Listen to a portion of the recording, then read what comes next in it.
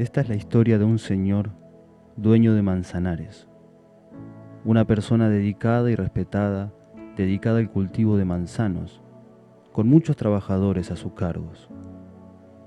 En una ocasión, él decide abrir una nueva parcela en su campo para agrandar la cosecha de frutos. Entonces toma a 2 de sus trabajadores, dedicados en su tarea, los cuales amaban su trabajo y a su señor, y los pone al cargo de este terreno. La orden era sencilla, el trabajo laborioso, pero tenían la capacidad de cumplirlo.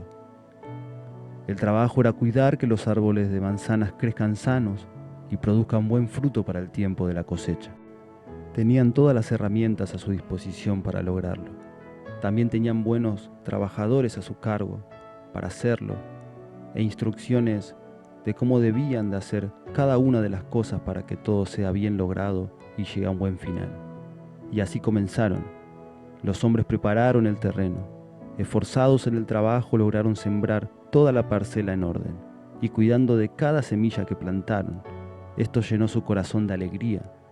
Habían logrado la parte más difícil del trabajo y todo salió en perfecto cuidado. Su señor estaría orgulloso de cómo habían cumplido con la tarea que le había encomendado. Estos hombres amaban cada uno de estos árboles plantados porque eran de su señor, a quienes amaban y adoraban. Con el tiempo los árboles comenzaron a crecer y todo era bueno en gran manera. Su trabajo daba frutos y su señor, cuando pasaba una vez al año, al verlos sonreía junto con ellos por la gran tarea. Pero en una inspección rutinaria que hacían los trabajadores, un día se dieron cuenta que uno de los árboles estaba creciendo inclinado. Lo observaron, pero no creyeron que sea algo grave, así que siguieron con su camino. Al siguiente mes, al volver a pasar por el lugar, notaron que la inclinación del árbol era mucha. Crecería de esa manera, como si pareciera caerse. Entonces los trabajadores decidieron trabajar un poco la tierra y se fueron una vez más, restándole importancia al asunto. No era algo grave según sus pensamientos. Pero el problema se fue agrandando. Al próximo mes, al volver al lugar, la situación ya era más complicada. El árbol ya estaba tomando forma, su tronco se estaba fortaleciendo en su raíz y era momento de tomar una decisión, de ver qué iban a hacer y buscar una solución al problema. Así que tomaron cuerdas, estacas y un listón de madera fuerte, y tirando con firmeza de las cuerdas y poniéndolas firme con las estacas, y buscando la ayuda del listón, encaminaron el árbol torcido nuevamente para que pueda crecer rectamente. Pero al hacerlo, el árbol se lastimó en algunas de sus ramas. El tronco fue herido. Aunque esto iba a ayudar al árbol, el árbol iba a quebrarse un poco antes de tomar la buena forma. Y esto no convenció mucho a los trabajadores. Esto no fue de su agrado ni de su gusto, ni los convenció. Ellos amaban a cada uno de los árboles de su señor y no querían verlos lastimados, ni que quizás llegue a morir por culpa de esto. Así que decidieron retirar las cuerdas de él y la corrección que le estaban dando, apartarla y dejarlo así como estaba, pensando ellos, en 3 meses vendrá nuestro Señor y seguramente Él solucionará este inconveniente y arreglará este árbol torcido. Seguramente nuestro Señor dará solución al problema. Y así se fueron. Pasaron los 3 meses. El Señor llegó a ver la parcela y guiado por los trabajadores veía lo hermoso que había crecido todo. Los manzanos eran preciosos a la vista y su fruto bien visto y rico al probarlo. Pero llegaron al lugar donde se encontraba el árbol torcido y la vista de este sector era angustiante, totalmente deprimente. El árbol inclinado había crecido en gran manera. Era el doble que los otros que lo rodeaban. Su copa era frondosa, de tal manera que no había dejado crecer a los árboles donde apuntaba. Los más cercanos habían sido destruidos por ella y los más próximos no pudieron dar fruto porque la sombra de su copa no dejó llegar la luz que ellos necesitaban. Por lo tanto se secaron.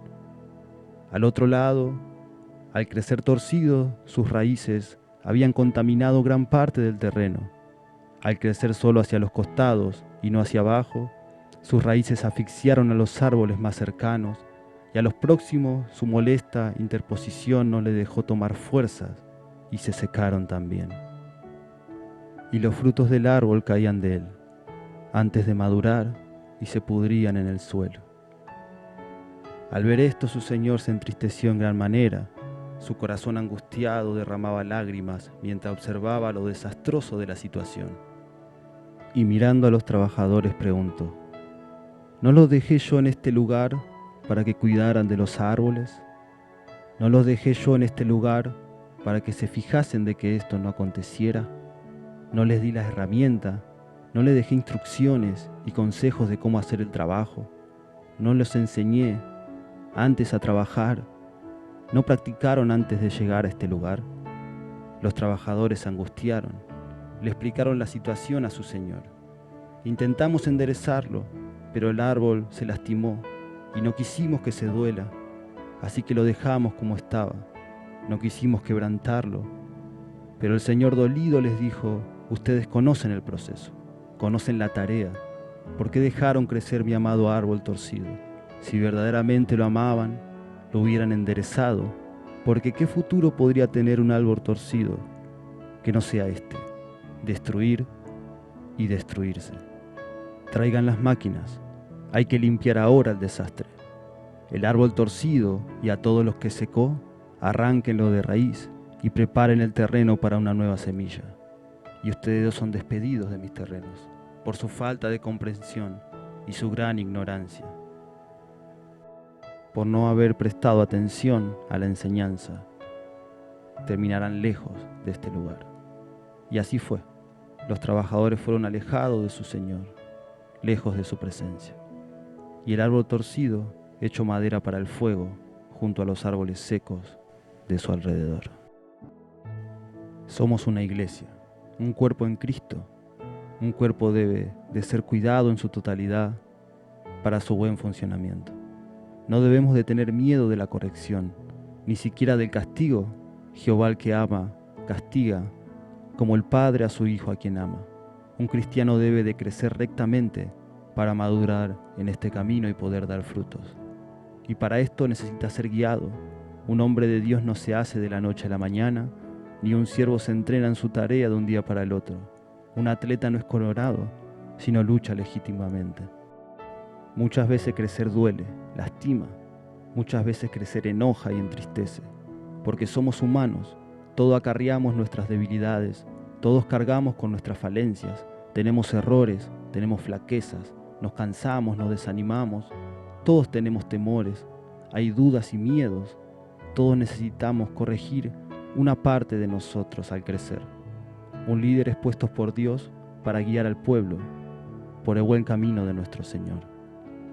Y sabemos lo difícil y lo compleja que es esta tarea, pero es necesario que el pueblo sea corregido, para la gloria de Dios y también para la salvación personal de cada uno de los miembros de la iglesia.